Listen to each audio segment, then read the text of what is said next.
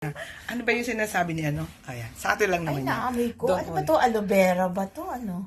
Ano ba yung kinuha mo? Ginseng? Ikaw namili. Ito dapat sa'yo. Ah, Whitening. sorry. Whitening eh. Napunta lang kami dito sa Korea para Pinagagawa maggaganito. niyo. Okay, so per lamig siya sa mukha. Ang sarap and everything.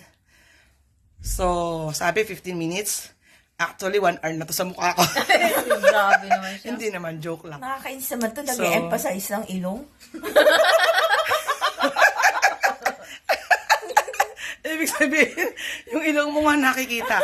Yung ebidensya. Ano ba yan? Nakakahiya. Ba't ka mahiya? Yan ang binigay sa'yo ng Diyos, nahiya ka. Be proud. O, diba? At least kahit ganyan yung ilong Sabi mo, nga ni- matalino ka. Sabi, diba? sabi ni Dayanara, namumblema ka sa ilong mo, mami.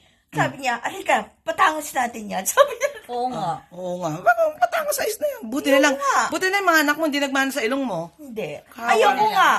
Oh. Di bali na, ano. Bakit ako halatang may kilay kayo? Nasaan ang mga kilay nyo? Ayan, no? oh, ikaw, hoy, ilong. Lumapit ka.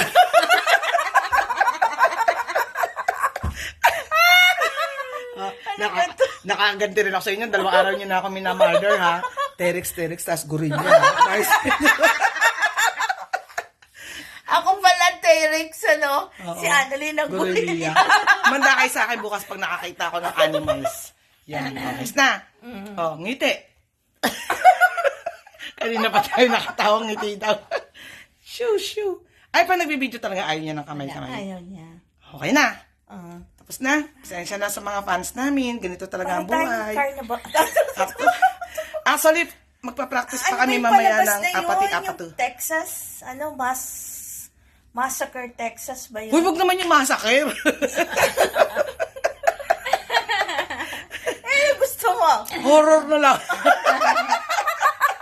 Ang kitipik ko.